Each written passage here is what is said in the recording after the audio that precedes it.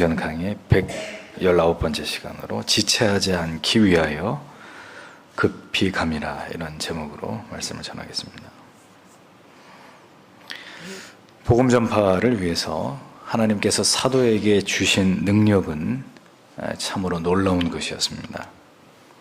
죽은 유두고를 살려낸 일이 드로아에서 있었던 것을 우리가 지난주 말씀을 통해서 생각해 보았습니다.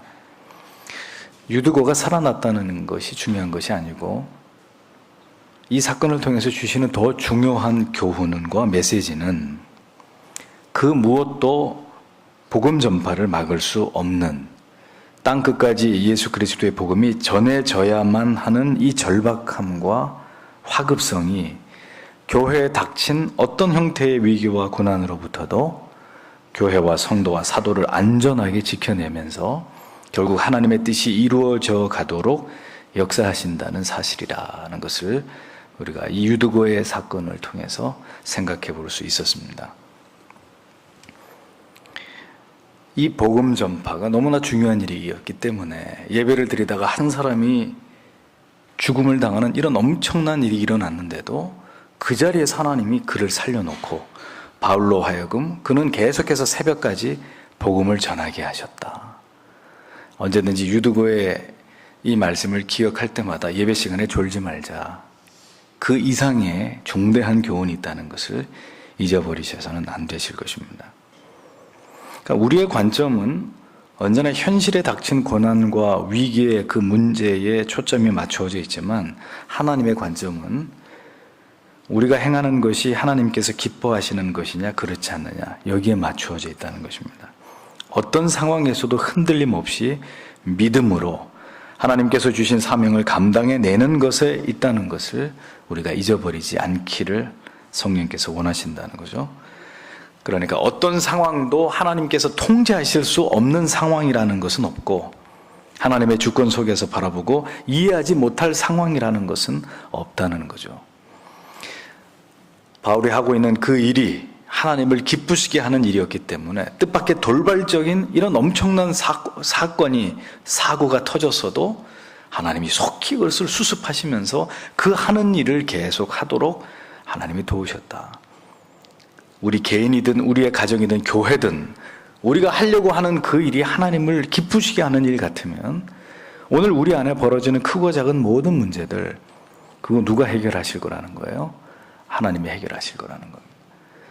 해결해서 어떻게 해서든 그 교회를 통해 하나님이 이루려고 하시는 뜻, 그 개인을 통해서, 그 가정을 통해서 이루려고 하시는 하나님의 뜻이 속히 진행되어 가도록 하나님께서 도우실 거라는 겁니다. 근데 중요한 것은 뭐예요?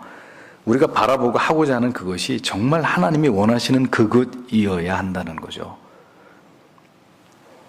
모든 것의 배후에서 역사하시는 하나님이심을 믿을 때 눈앞에 사람이 갑작스럽게 죽음을 맞이하게 된 사고 앞에서도 바울처럼 초연할 수 있고, 속히 그 상황을 마무리하고 다시 복음을 전파하는 이 중요한 일에 그가 집중할 수 있었던 것처럼 위기는 지나가고 속히 신앙의 본질과 교회의 본질에 집중할 수 있는 은혜를 우리가 누릴 수 있게 된다는 것을 기억해야 된다는 겁니다. 아무리 거친 바람과 풍랑이 일어도 그 배 안에 예수 그리스도께서 타고 계시는 한 그 배는 절대로 침몰하지 않습니다. 아무리 경제가 어려워지고 나라 안팎이 이렇게 시끄럽고 전 세계가 경제적인 대공황으로 얼어붙고 있지만, 예수가 함께하는 개인, 예수 그리스도를 꼭 붙들고 있는 그 가정, 마지막 때 시류에 영합하지 않고 하나님의 바른 진리를 지키기 위해서 좁은 길과 좁은 문을 향하고 있는 그 교회는 하나님이 절대로 침몰하게 하시지 않으신다는 겁니다. 사명이 분명하고 우리가 붙드는 진리가 분명하다면 하나님께서 반드시 우리의 위기와 고난을 넘어가게 하시고, 하나님의 뜻이 변함없이 도도하게 어떤 시대 속에서든지 어떤 악함 속에서든지 그 하나님의 뜻은 이루어져 가도록 역사하고 계시는 분이 바로 하나님이시다. 이 메시지를 성경은 우리에게 생생하게 전하고 있는 것입니다. 자, 사도와 그의 일행들의 여정은 또다시 시작이 됩니다. 13절을 보십시오. 우리는 앞서 배를 타고 아소에서 바울을 태우려고 그리로 행선하니 이는 자기가 도보로 가고자 하여 이렇게 정하여 준 것이라. 이렇게 기록이 되어 있습니다. 누가를 비롯한 이 교회 대표들 7인은 지금 배를 타고 앗소까지 진행을 하고 근데 사도는 그 일행과 함께 항로로 여행을 한 게 아니라 육로를 통해서 사도는 홀로 먼저 다들 배를 타고 가십시오. 나는 육로로 가겠습니다. 그러니까 바울을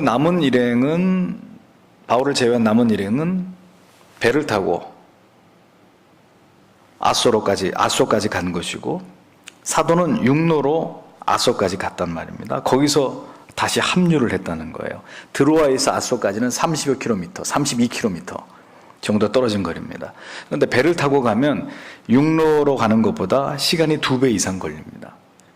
약간 돌아가는 길인데 근데 배를 타고 가면 편안하게 가는 것이고 육로로 가면 빨리 갈 수는 있어도 걸어가야 되니까 32km 정도면은 모르겠습니다. 시간이 어느 정도 걸리는지 모르겠습니다만 그런데 바울은 돌아가더라도 편안한 백길을 자신들의 그 동역자들과 같이 가는 것을 마다하고 자기는 홀로 육로로 가겠다. 그리고 이것은 바울의 단독적인 의지였다고 성경이 이야기를 합니다. 자, 이런 말씀들을 보면 왜 그랬을까를 생각해 봐야 되는 거죠. 바울이 무엇 때문에 이 시점에서 같이 배를 타고 그냥 가면 될 것을 자기의 일행들은 배를 타고 먼저 보내고 자기는 굳이 따로 남아가지고 이렇게 정하여 주는 것이라 이렇게 하기로 합시다. 가십시오. 나는 혼자 걸어갑니다. 굳이 왜 그랬을까 하는 점이 우리에게 의문으로 남는 거예요. 당시 계절이 4월 정도로 추측이 됩니다. 그러니까 지중해 연안의 육로는 그야말로 아름다운 풍광이 쫙 펼쳐져 있는 그런 상황이었을 거예요. 그러니까 바울이 홀로 그 길을 걸으면서 뭘 했겠습니까? 지금 바울은 혼자의 시간이 필요했다는 거예요. 그래서 다 일행들을 보내고 자기는 그 아름다운 자연을 벗삼아서 그 지중해 연안의 해안 도로를 따라서 육로를 따라서 앗소까지 이동을 하면서 깊은 묵상을 통해서 하나님과 그만의 깊은 대화를 나누었을 것이다. 이렇게 추측이 되는 거죠. 그에게는 지금 고독이 필요했다는 것입니다. 지금까지 숨가쁘게 달려왔던 사역의 시간들 그리고 앞으로 감당해야 될 또 다른 사명들을 생각하면서 그는 바쁜 가운데 지금까지 달려왔던 그 사역의 쉼표를 딱 찍으면서 나는 지금 하나님과 나 둘만의 시간이 필요하다는 것을 알고 하나님과 깊은 교제 시간을 그것도 앗소로 이동하는 가운데 그거밖에 시간이 없었거든요. 방법이 없었거든요.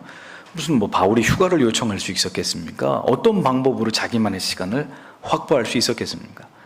일행들은 먼저 배로 보내고 나는 걸어갑니다 해놓고 그 전도를 위한 목적 있는 여행의 그 발걸음 속에 혼자 자기를 사람들 무리로부터 이탈시켜 놓고 자기 자신이 하나님과 영적으로 교통하기 위한 고독을 그가 확보를 했던 것입니다. 자기를 돌아봤던 거죠. 하나님 앞에서 자기를 돌아본다. 무엇보다도 성도에게 중요한 일이 아닐 수 없습니다. 하나님과 가까워짐의 비결이 어디 있겠습니까? 한 가지만 가르쳐 드리면 고독을 사랑하시라는 거죠. 거룩한 고독을. 그 속에서 하나님과 독대하는 기쁨을 맛보는 것이 성도들에게는 정기적으로 필요하다는 것입니다. 때로는 사람들에게서 떠나서 자기를 깊이 돌아보면서 세상과 사람들을 좀 거기서부터 나를 격리시켜 놓고 하나님과 자신의 관계를 깊이 되짚어보는 시간들이 사도에게 필요했던 것처럼 오늘 우리에게도 필요하다는 거예요. 정신없이 떠밀리듯이 그렇게 정신없이 그렇게 살아가서는 안 되고 성도는 때로는 스스로 격리되는 것을 결단하고 하나님과 더 깊어지는 시간을 갖기 위해서 세상과 잠시 일시적으로라도 담을 쌓아야 될 필요가 있다는 것입니다. 우리가 이것을 결정하지 않으면 말입니다. 이거 쉬운 문제가 아니에요. 왜냐하면 우리 주위에는 언제나 사람들이 있기 때문입니다. 따라서 우리가 의도적으로 그들을 멀리하고자, 미안하지만 나에게 좀 혼자 있는 시간을 주십시오, 의도적으로 우리가 그들을 멀리하고 하나님과 교통할 수 있는 거룩한 고독을 확보하지 않으면은 계속해서 사람들 사이에 톱니바퀴처럼 물려있는 관계 속에서 정신없이 시간은 흘러가 버리는 거예요. 그렇게 되면 나를 돌아볼 시간이 없는 거죠. 그래서 사도는 혼자 여행을 하면서, 혼자 육로로 여행을 하면서 자연을 벗어나서 깊은 묵상의 사색의 영적인 사유의 시간을 가졌던 것입니다. 이 봄, 황사가 심해서 사실 밖에 나가기 어려움은 있지만 이 봄에 자연을 벗어나서 여기까지 걸어왔던 우리의 삶의 뒤안길을 좀 돌아볼 수 있는 그런 귀한 시간이 여러분들에게도 있었으면 좋겠습니다. 하나님과 함께하는 거룩한 돌아봄. 이것이 있어야 우리가 어디를 향해 가고 있는지를 잃어버리지 않을 수 있다는 것을 기억하셔야 됩니다. 여러분들이 혼자가 될 때 하나님은 찾아오세요. 여러분들이 하나님의 음성에만 귀를 기울일 때 하나님은 좀 더 크게 말씀하세요. 그런데 온갖 사람들 얘기 듣고 사람들과 함께 즐거운 시간들을 보내고 그들에게서 떠나는 것을 잠시도 허용하지 않고 그렇게 분주하게 바쁘고 즐겁게 정신없이 그렇게 살다가는 내가 지금 어디로 가고 있는가 망각하게 될 수도 있는 겁니다. 자, 그런 의도에서 바울은 지금 홀로 육로로 아소까지 갔다는 거죠. 14절과 15절. 바울이 아소에서 우리를 만나니 우리가 배에서 올리고 미둘레네에 가서 거기서 떠나 이튿날 기오 앞에 오고 그 이튿날 사모에 들리고 또 그 다음날 밀레도에 이르니라, 이렇게 적고 있습니다. 혼자 육로로 아소까지 가면서 하나님과 깊은 시간을 보냈던 바울은 아소에서 일행과 다시 합류합니다. 아소라는 곳은요, 아리스토텔레스가 학문을 가르쳤던 곳입니다. 또 그 다음에 미둘레네, 그 다음 경유지인 미둘레네는 로마 시대의 귀족들이 여기 경관이 너무나 아름다워가지고 로마 시대 귀족들이 휴양을 즐기던, 지금으로 말하면 뭐 인도네시아의 발리 같은 이런 기가 막히게 아름다운 휴양지가 미둘레네였습니다. 그런데 바울 일행은 아소에서 바울을 태우고 정박하지 않았어요. 그 길로 계속해서 이제 가는 거예요. 그 길로 미둘레네를 거쳐서 그 다음에 기오섬과 사모, 그 다음에 밀레도, 이렇게 해서 쭉 배를 타고 지금 이 도시들을 경유하면서 지나가고 있었습니다. 기오, 여기 미둘레네 그 다음 경유지였던 기오는 헬라의 유명한 시인 오디세이아와 일리아스 같은 대서사시를 쓴 이 호모의 고향입니다. 또 그 다음 경주의 사모는 고대 유명한 수학자 여러분들 고등학교 다니실 때 배우신 피타고라스의 정리, 그 피타고라스의 고향이 사모였습니다. 밀레도는 고대 헬라의 유명한 서양 철학의 시조라고 불리는 유명한 철학자이자 수학자였던 탈레스의 고향으로 철학과 예술이 굉장히 발달된 도시였습니다. 자, 그러면 지금 바울의 일행이 이렇게 경유하면서 지나가고 있었던 도시들이 보통 도시가 아니었다는 거죠. 고대 이 헬라와 이 에베소 이쪽 지역에서 그야말로 아주 이 유명한 그런 곳이었다는 사실을 우리가 알게 됩니다. 그러니까 누가가 이것을 자세하게 설명하고 있는 거예요. 누가가 아주 이 관찰력이 뛰어난 누가가 어디를 거쳐서 예루살렘까지 지금 가고 있는지를 설명을 합니다. 그러니까 당시의 항해는 배가 동력이 있지 않았잖아요. 그때 당시는 그런 것들이 개발이 되지 않았기 때문에 배가 자연풍에 의존해가지고 배가 이렇게 이동을 해야 됐기 때문에 바람이 부는 낮에는 이동을 하고 바람이 그친 밤이 되면 잠시 이렇게 정박했다가 또 낮이 되면 출항을 하고 이렇게 해서 여행을 해야만 됐습니다. 이러다 보니까 차례차례 이제 이런 고대 그 지역의 굉장히 유명한 도시들을 차례차례로 이렇게 경유하게 됐는데 중요한 것은 그들의 발걸음은 결코 그러한 유명한 도시에 멈추지 않았다는 거죠. 철학자의 도시, 화려한 휴양 도시, 예술의 도시, 뭐 거기서 복음을 전하기 위해서 경유하든 아니면 그 아름다운 도시, 그 유명한 도시를 관광하기 위해서든 잠시 머물러 가든지 뭐 거기서 복음을 전하든지 할 수 있었겠지만 그게 다 성령의 뜻이 아니었던 거죠. 그러니까 그곳에서 복음을 전하는 것도 하나님의 뜻이 아니고 또 그곳에서 시간을 까먹으면서 관광을 다니는 건 더더군다나 하나님의 뜻이 아니었고, 그러니까 이 훌륭한 도시들을 잠시도 경유하지 않고 바삐 시간을 재촉해서 어디론가 가고, 그게 바로 예루살렘인데 그들의 목적지를 향해서 한시도 지체할 수 없는 그 쫓김 속에서 예루살렘을 향해서 가고자 애를 쓰고 있었다는 것을 보여주는 거예요. 그런 유명한 도시들, 잠시도 배를 이제 바람이 없으니까 배가 서 있어야 되니까 하룻밤을 서 있긴 했지만 보세요. 이튿날이라고 얘기하잖아요. 필요 이상으로 머물지 않았다는 뜻입니다. 곧바로 다시 해가 뜨고 바람이 불면 얼른 배를 띄워서 또 계속해서 목적지를 향해 나아갔다는 것을 알 수 있는 것이죠. 어떤 목적지를 향해서 계속해서 나아가고 있었다. 여러분, 길을 가시면서 길을 가는 사람들을 보십시오. 유심히 관찰을 해보면 명확한 어떤 목적지를 향해서 걸어가고 있는 사람들은 그 발걸음이 어떻죠? 민첩합니다. 부지런히 걸어갑니다. 그러나 관광객들이 있어요. 저 중국 사람이나 일본 사람이나 뭐 동남아시아에서 관광 온 사람들은 어떻게 걸어갑니까? 민첩하게 막 걸어가나요? 사진도 찍고 저 쇼윈도도 구경하고 뭐 이리 기우 저리 기우 타면서 굉장히 한가롭게 어슬렁 다닙니다. 관광객이 아니면 또 그런 사람이 또 하나 있어요. 어떤 사람이요? 백수.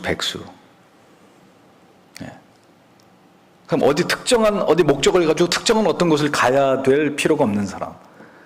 그러니 그냥 주머니에 이렇게 손 꽂고 슬리퍼 질질 끌고 이리 기우 저리 기우 왔다가 갔다가 느릿느릿하게. 뭘 해야 될지 모르니까, 목적지가 없으니까. 마음 먹지 않은 시간은 다 허비하게 되어 있습니다. 계획에 따라서 시간을 사용하지 않으면 그 시간들은 모두 우리 주위를 빠르게 다 스쳐 지나가 버립니다. 무엇을 위해 사는지, 어디를 향해 가는지, 나에게 어떤 인생의 목적과 사명이 있는 것인지, 우리 교회는 무엇을 위해서 존재하는 것인지, 어떤 가치와 목적과 소망을 두고 나아가고 있는 것인지, 그 목표와 목적지가 분명해야 힘을 낼 수 있습니다. 민첩하게 움직일 수 있습니다. 계속해서 그 목적지를 향해 나아갈 수 있습니다. 시간을 아낄 수 있고 자원을 불필요하게 낭비하지 않을 수 있습니다. 사도 바울의 사역은 시간과 싸우는, 사실 누가 뭐 감독을 해요. 뭐 바울 보고 빨리 선교 안 한다고 누가 체근을 합니까? 그런데도 사도 바울의 사역을 사도행전을 통해 가만히 들여다보면 쉴 틈이 없다는 걸 알 수 있어요. 아주 쉬는 거하고는 담싸한 사람이에요, 사도 바울은. 계속해서 그 다음, 이것이 끝나면 그 다음, 또 그 다음지요. 계속해서 시간과 싸우면서 아주 계획적이고 그리고 주도 면밀하게 복음을 전하는 사역을 사도가 감당하고 있는 것을 보여줍니다. 그에게 게으름이나 방황이나 절망 이런 건 찾아볼 그런 단어는 바울의 사전 속에는 없어요. 왜 그럴까요? 바울이 왜 그럴 수 있을까요? 왜 그렇게 초인적인 힘을 발휘할 수 있을까요? 한 번은 두들겨 맞아가지고 시체들을 버리는 곳에 버려놨는데 제자들이 바울이 죽은 줄 알고 와서 보니까 꿈틀꿈틀거리고 다시 살아나서 그 다음날 또 다시 선교 여행을 떠나는 바울의 모습을 보세요. 무엇이 그로 하여금 그런 초인적인 힘을 발휘하게 했느냐? 그에게는 뚜렷한 목표와 사명과 그것이 그를 온통 지배하고 있었기 때문이라는 거죠. 목표가 분명한 사람, 시간 아낍니다. 물질 아낍니다. 목표가 있기 때문에 모든 것을 거기에 집중합니다. 그 일을 통해서 하나님이 기뻐하실 것이라는 걸 믿고 그 하나님이 기뻐하시는 뜻을 이루는 일에 집중하는 거예요. 돋보기의 빛이 모아지면 종이를 태우는 열을 만들어내듯이 이렇게 모으는 인생을 살아야 돼요. 흩어버리는 인생을 살면 안 되고 집중하는 인생, 초점을 맞추는 인생, 하나님의 뜻, 하나님의 계획, 하나님이 주시는 목표, 사명, 여기다가 모든 걸 집중하는 거예요. 네? 집중을. 어떻게 하면 여러분들의 인생이 하나님 앞에 성공된 인생이 될 수 있을까요? 딱 한 가지만 생각하세요. 거기다 다 집중하는 거예요. 거기다가. 초점을 맞추는 인생을 살아야 결과가 나타납니다. 하나님의 역사를 보게 됩니다. 산탄총이 필요할 때도 있지만 스나이퍼의 이 저격총 1km 정도 떨어진 데서도 망원 렌즈를 탁 가지고 총신이 한 1m 정도 되는, 난 뭐 자세히는 모릅니다만 저격수들이 쓴 한 방, one shot, one kill, 한 방에 그냥 이마에 탁 맞춰가지고 암살하는, 산탄총 총을 쏘면 총이 확 퍼져가지고 날아가는 새를 잡는 이런 총도 필요하지만 한 방에 그냥 끝내는 이런 총도 필요할 때가 있거든요. 바울이 그렇게 사역을 한 사람이었다는 거예요. 그냥 되면 되는 대로, 안 돼도 그만이고, 새털처럼 많은 날, 오늘만 날이냐, 내일도 날이지. 사도에게서는 그런 모습을 찾아볼 수 없었다는 겁니다. 16절을 보십시오. 바울이 왜 이렇게 지금 바울이 그럼 서둘러서 그 좋은 도시들을 잠시도 내려서 돌아보거나 거기서 다른 어떤 행동들을 하지 않고 이렇게 계속해서 어떤 목적지를 향해서 빠르게 재촉하면서 그의 발걸음을 재촉하면서 움직일 수밖에 없었는지가 16절에 나타납니다. 바울이 아시아에서 지체하지 않기 위하여 에베소를 지나 행선하기로 작정하였으니 이는 될 수 있는 대로 오순절 안에 예루살렘에 이르려고 급히 가미러라, 이렇게 기록되어 있습니다. 사도 바울은 지금 지체하지 않고 소아시아의 핵심 도시 에베소를 지나서 될 수 있는 대로 빠른 시일 안에 오순절 이전에 예루살렘에 도착하기 위해서 안간힘을 쓰고 있었다는 것을 볼 수 있습니다. 잘 보세요. 지체하지 않기 위하여 이렇게 번역이 됐는데 이 부분을 더 정확하게 번역을 하면 시간 낭비하는 것이 그에게 일어나지 않게 하기 위해서, 이런 의미가 됩니다. 바울이 뭘 제일 지금 두려워하고 있었습니다. 뭐에 촉각을 곤두세우고 있었느냐? 시간 싸움이야. 시간이 낭비되는 것을 지금 사도 바울이 극도로 그것을 경계하면서 그런 1분 1초라도 낭비되는 것을 허용하지 않으면서 그런 일이 일어나지 않기 위해서 지금 부지런히 이동을 하고 있었다는 거죠. 조금의 시간이라도 허비하지 않고 빨리 신속하게 예루살렘에 도착하고자 했다는 것입니다. 무엇 때문일까요? 자, 그는 지금 아시아의 각 교회 대표들과 함께, 그러니까 마게도냐와 아가야 지방의 교회들, 그들의 교회들의 헌금을 다 모아가지고 지금 너무너무 어려움을 겪고 있는 예루살렘 교회를 돕기 위해서 모금을 한 헌금을 지금 운반하고 있습니다. 물론 바울이 돈을 맞지는 않았고 그 교회 대표들이, 7명의 교회 대표들이 그 모금한 돈을 예루살렘 교회까지 운반하고 있어요. 그 책임을 맡고 있었어요. 바울의 수행원들이. 따라서 이 연보를 속히 예루살렘 교회에 전달해만 됐던 것입니다. 바울은 지금 마음에 타들어가고 있는 거예요. 예루살렘 교회가 어렵다는 얘기를 듣고 그 아시아의 그 다른 교회들도 다 어려워요. 다 어려운데 초대교회 모태가 되는 예루살렘 교회가 너무너무 고통을 당하고 있다. 그래서 7명의 교회 대표들을 통해서 서둘러 헌금을 모아가지고 하루라도 빨리 예루살렘 교회에다가 이것을 전해야만 했던 것입니다. 이를 통해서 이방인들이 세운 교회가 이제 유대 본토인 예루살렘 교회를 돕는 이 아름다운 일을 통해서 이제 복음 안에서 유대인과 이방인들이 한 몸이 되었다, 한 지체가 되었다, 이 숭고한 의미를 예루살렘 교회와 이방인 교회 성도들에게 깨닫게 해주기를 바울은 고대하고 있었던 것입니다. 이 상징적인, 이 영적으로 중요한 의미가 있는 이 일이 빨리 예루살렘에 가서 그것이 이루어지기를 바울이 애타게 지금 기다리고 있었다는 거죠.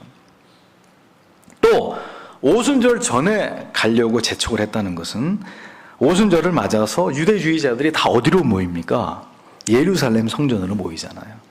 그러니까 바울에게 있어서는 이것은, 이날은 복음을 전하기 위해 절호의 기회라고 본 거죠. 많은 유대인들이 예루살렘에 집결할 텐데 복음을 전하기 위한 최고의 기회다. 따라서 어떻게 해서라도 스케줄을 땡겨가지고 그 안에 하루라도 빨리 예루살렘 교회에 도착해서 그들을 도와야 되고, 또 6월절에 거기서 복음을 전해야 되고, 또 이 이방인과 유대인, 그러나 양쪽 다 이제 그리스도 안에서 하나가 된 믿음의 지체들, 이 거룩한 연합을 보고자 하는 이런 거룩한 열망이 사도로 하여금 한시도 허비할 수 없도록 그를 재촉해 하고 있었다는 겁니다.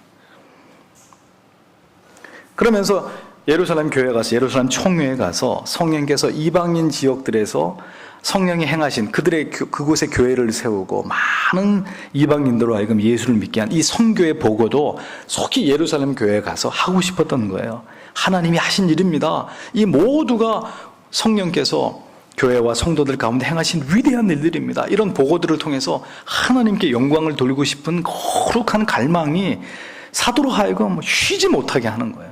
빨리빨리 걸음을 재촉하도록 만들었던 동기가 됐다는 거죠. 하나님의 교회는 유람선이 아닙니다. 군함입니다. 군함.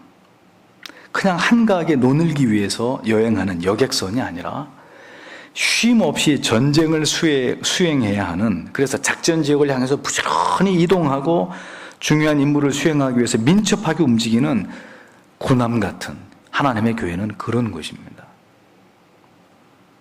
바울은 지체하지 않고 오순절 안에 이러이러한 다목적을 가지고 예루살렘에 빨리 도착해야 되겠다고 마음을 먹고 급히 서둔 거예요. 시간과 싸우면서.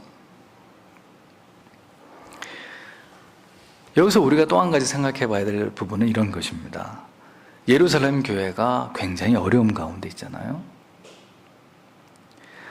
도움을 주는 사람이, 도움을 주는 편에 있는 사람이 언제나 잊지 말아야 될 것이 하나 있습니다. 그것은 뭐냐면은 언제나 도움이 필요한 바로 그 순간에, 너무나 절박하고 절실할 때 모든 노력을 기울여서 도움을 기다리고 있는 입장에서 적시에 도움을 주기 위해서 최선을 다해야 된다는 점입니다.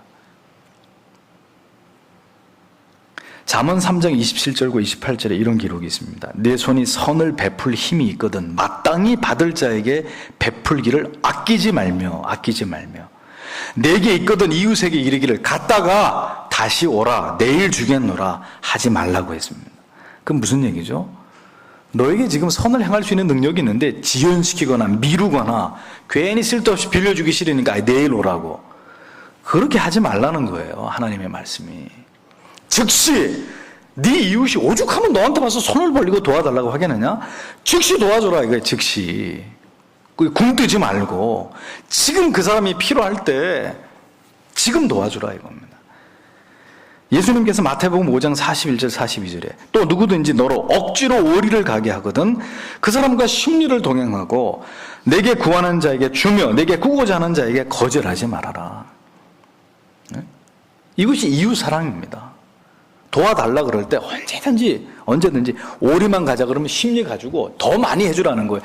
저한테 100만 원만, 아니 됐습니다. 내가 지금 200만 원 여유 있으니까 가져가세요.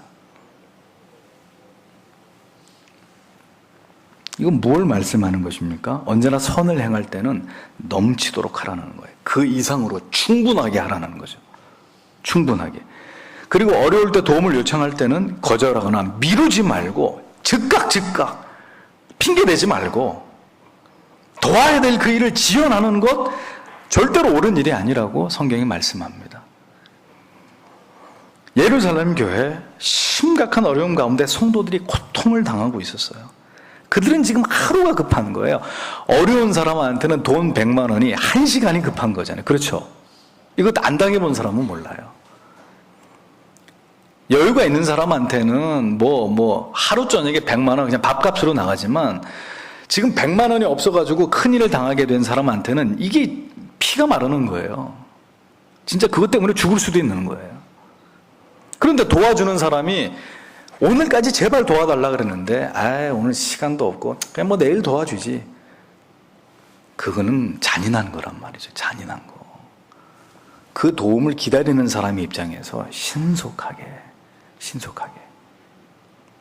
더 많이 도와줄 수 있다면 부탁한 것보다 더 많이.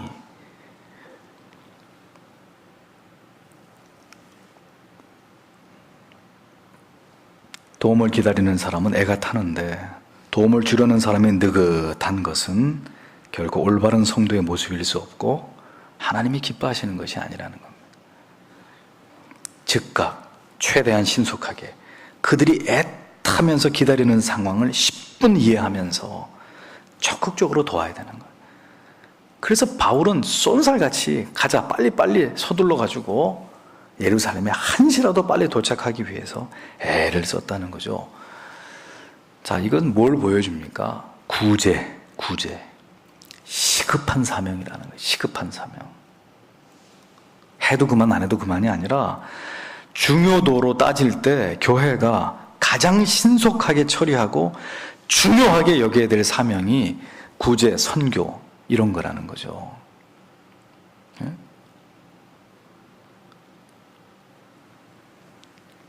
가장 교회가 재정을 집행하는 1순위, 최우선순위가 그거라는 겁니다. 그거 이상으로 중요한 게 없다는 거죠. 이와 같은 다목적 때문에 사도는 신속하게 예루살렘으로 가기를 애쓰고 있었다. 사도는 이 위대한 복음을 위한 일들이 가장 긴급한 일이고 그의 시간들 속에서 가장 중요한 최우선이 되어야 되는 일이라는 것을 잘 알고 있었던 겁니다. 자, 오늘 우리가 하나님의 나라를 섬김에 있어서 우리에게 가장 시급하고 지체할 수 없는 일은 뭔가요? 우리의 시간, 가장 급하게 써야 될 일이 뭡니까? 우리의 물질, 가장 급하고 기묘하게 써야 될 그 대상이 뭐죠?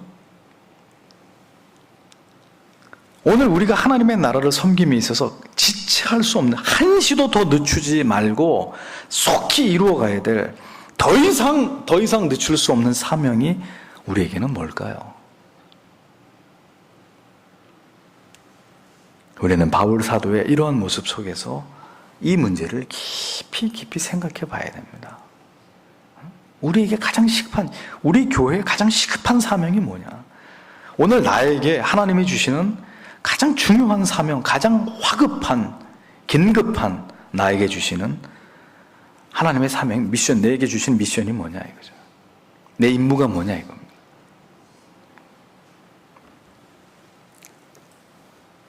어떤 사명과 목적이 오늘 나를 움직이고 내 가정을 움직이고 내 사업을 움직이고 우리 교회를 움직이고 있는지를 이제는 생각해 보셔야 할 때입니다. 오늘 우리는 말씀을 통해서 두 가지를 생각합니다. 바울의 사역처럼 쉼표가 있는, 그래서 돌아봄이 있는 여유가 우리에게 필요합니다. 무섭게 나아가야 될 때가 있는가 하면 쉬어야 될 때가 있어요. 지금은 하나님과 더 가까워져야 될 때가 있어요. 하나님과 교제 속에서 하나님께 영적인 재가를 얻어내야 될 때가 있어요. 그래서 하나님의 뜻이 명확해졌다면 그때는 바람처럼 진격하고 돌진하고 지체하지 않고 진행해서 하나님의 뜻을 이루어내고야만은 그런 성도, 그런 교회가 돼야 되는 거죠. 뛰어야 될 때와 걸어야 될 때를 아는, 서 있어야 될 때와 바람처럼 질주해야 될 때를 아는, 피해야 될 때와 돌아가야 될 때와 정면으로 부딪히고 나아가야 될 때를 아는 하나님의 일에는 이런 지혜가 필요한, 이런 결단력이 필요한 것이죠.